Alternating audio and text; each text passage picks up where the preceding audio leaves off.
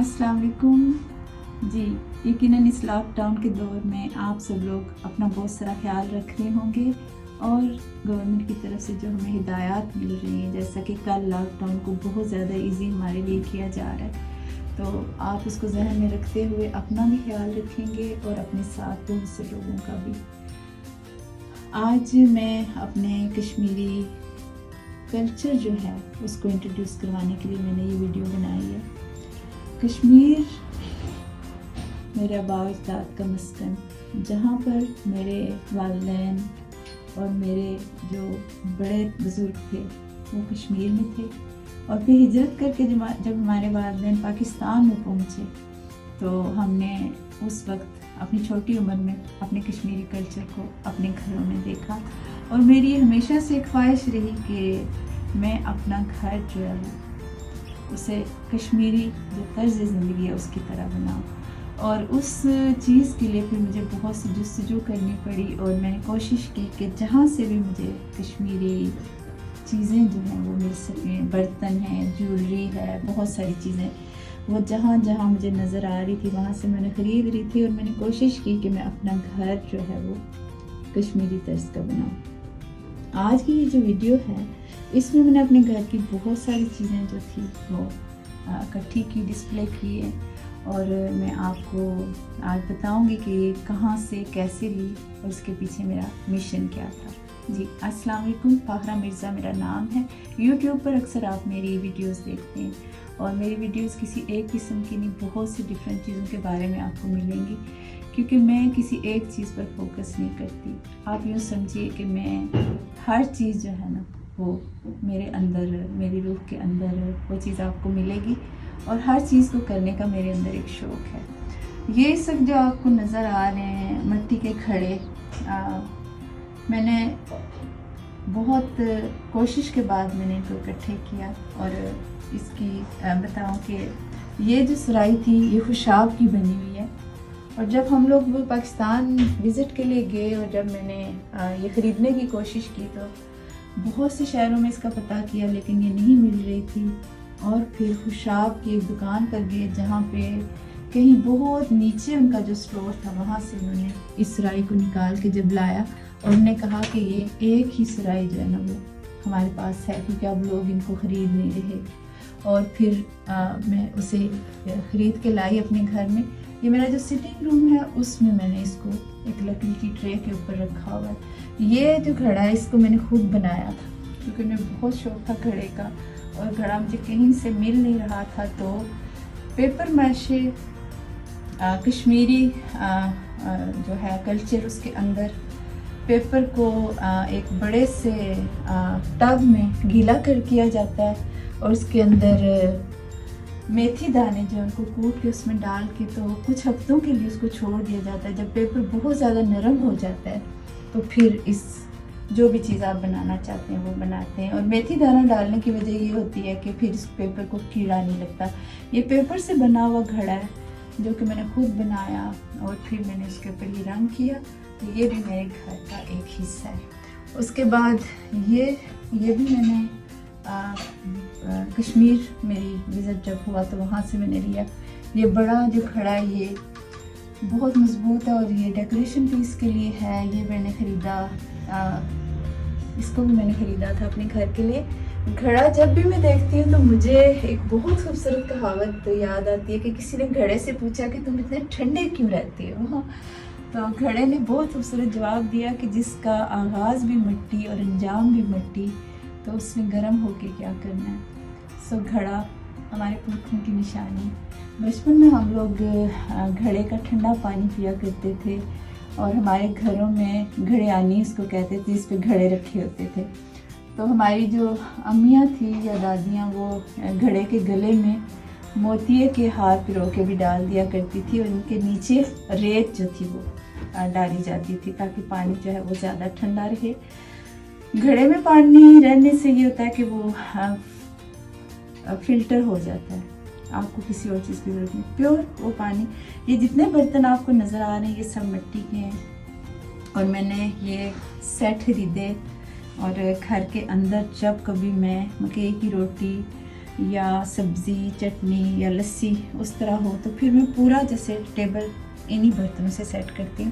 اس میں پھر سبھی چیزیں جو ہیں وہ مٹی کی ہوتی ہیں. یہ چھوٹے چھوٹے سے گلاس، یہ بڑی جو ہیں ٹریز ہیں، یہ ان کے اندر میں کھیر بھی جماتی ہوں اور انہی کے اندر میں سبزی وغیرہ جب سرو کرتی ہوں تو وہ اس میں ڈالتی ہوں. کڑی وغیرہ بناؤں تو وہ ان میں. یہ جو پیالے یہ والی پیور مٹی کے ہیں، ان کے اندر کھیر جما کے میں اکثر رکھتی ہوں اوپر چاندی کے ورک لگا کے. تو اس کے ساتھ میرے پاس پیالے ہیں. یہ پورا سویٹ سیٹ، یہ پیالے مٹی کے، یہ سارے تقریباً جو ہے نا مٹی کے برتن. یہ چھوٹی چھوٹی سی پلیٹ رکابیہ ان کو کہتے ہیں، جی مجھے جہاں تک پتہ ہے. تو یہ پورے سیٹ ہے میرے پاس، پوری مٹی کی یہ سب چیزیں. تو جب کوئی مہمان آئے یا کبھی میرا موڈ ہو تو اس دن میں پورا سیٹ اپ جو ہے وہ مٹی کے برتنوں کا کرتی ہوں. یہ بہت خوبصورت چیزیں میرے دل کے بہت قریب ہیں اور نیچر سے ہمیشہ کی طرح مجھے بہت محبت ہے. تو اس لیے یہ میرے کشمیری تھیم جو ہے وہ پوری میرے گھر میں آپ کو ملیں گی. کشمیر اپنی خوبصورتی کی وجہ سے بے مثال، وہاں کی ہر چیز انوکھی، ہر چیز منفرد. یہ آپ کو نظر آئیں گے. یہ راولہ کوٹ سے میں نے یہ وہاں پہ میں گئی تو میں نے اسپیشل وہاں سے یہ لیے تھے. یہ جوتے ہیں گھاس کے بنے ہوئے. یہ وہاں پہ سردیوں میں کشمیری لوگ ان کو برف جب پڑی ہوتی ہے تو اس وقت یہ لوگ استعمال کرتے ہیں کیونکہ پھسلن کم ہوتی ہے. تو میں نے ان کو اپنے گھر کے جو شیشے کا ایک خوبصورت سا میری کبڈ ہے، میں نے اس میں رکھا ہوا ہے. یہ جو آپ کو نظر آ رہا ہے جس پہ میں نے اپنی چیزیں ڈسپلے کی ہیں، اس کو کشمیری زبان میں اس کو کھیڑا کہتے ہیں اور یہ بیٹھنے کے کام آتا ہے. پہلے زمانوں میں یہ ہوتا تھا کہ لوگ کچن میں کشمیری لوگ یا اکثر یہ ہوتا تھا کہ لوگ کچن میں چوکی ہوتی تھی، پیڑھیاں اس کے ارد گرد ہوتی تھی تو لوگ ان پہ بیٹھ کے کھانا کھایا کرتے تھے. جس طرح آج کل ڈائننگ ٹیبل کا استعمال کیا جاتا ہے، اس وقت ہر گھر میں جو اچھے گھر تھے ان کے اندر بڑی چوکیاں ہوتی تھی، ان کے ارد گرد پیڑھیاں ہوتی تھی اور مائیں وہاں پہ کھانا بنا کے وہاں سرو کرتی تھی. وہیں پہ یہ کھیڑے بھی ہوتے تھے، یہ بھی گھروں میں استعمال ہوتے تھے کچن میں. یہاں پہ لوگ خود بھی بیٹھتے تھے اور ملازم جو تھے وہ بھی ان کے اوپر بیٹھتے تھے. آج کل یہ بہت ہی نایاب چیز ہے، جیسا کہ ہمارے کیمرہ مین اگر آپ کو دکھا سکیں تو آپ کو دکھائیں گے کہ یہ اس طرح سے بنا ہوتا ہے. اس کو زمین پہ اس طرح رکھتے ہیں اور اس کے اوپر پھر چوکڑی مار کے تک بیٹھ جاتے تھے. یہ سب کشمیری جولری میں پہنتی ہوں، استعمال کرتی ہوں. اور بیٹی میری ہے ایک ہی، اس کو بھی میں نے اپنے کلچر سے بہت اچھی طرح اس کا تعارف کروایا اور میں نے کوشش کی تھی کہ میرے آنے والی جو نسل ہے وہ بھی اپنے وطن سے محبت میں اتنی اس سے وطن سے اتنی زیادہ محبت ہو کہ وہ اپنے کلچر سے جڑے رہیں. تو اس کے لیے پھر میں نے یہ کیا تھا کہ بچپن سے ہی میں نے اپنے بیٹے کو کشمیری کلچر کے بارے میں بتانا شروع کیا. یہ پیور چاندی کے بینگلز ہیں. یہ ہماری کشمیری روایت ہے کہ ہمارے ہاں چاندی کا زیور زیادہ پہنا جاتا ہے اور گولڈ جو ہے وہ کم استعمال کیا جاتا ہے. سو یہ چاندی کے کنگن، یہ بھی چاندی کی کڑیاں ان کو کہتے ہیں اور یہ ہماری خواتین بہت زیادہ استعمال کرتی ہیں. اسی طرح یہ بھی بھاری ٹکا ہے، آپ اسے ٹکے کے طور پہ بھی استعمال کر سکتے ہیں. ایئر رنگس ہیں، ان کے لیے آپ استعمال کریں. یہ چاندی کا سب جویلری ہے. یہ اس کو بائی کہتے ہیں. یہ بھی پیور چاندی کی ہے اور یہ بھی میں نے کشمیر سے ہی خریدا اس کو. اور یہ میرے سٹنگ روم کی جو وارڈروب ہے اس کے اندر یہ سارا ایک کلچر جس کا ثقافتی ورثہ آپ کو نظر آئے گا میرے گھر میں. یہ سب جویلری جو ہے یہ سب کشمیری طرز کی بنی ہے اور اکثر پارٹیز والوں میں ہم اسے استعمال کرتے ہیں.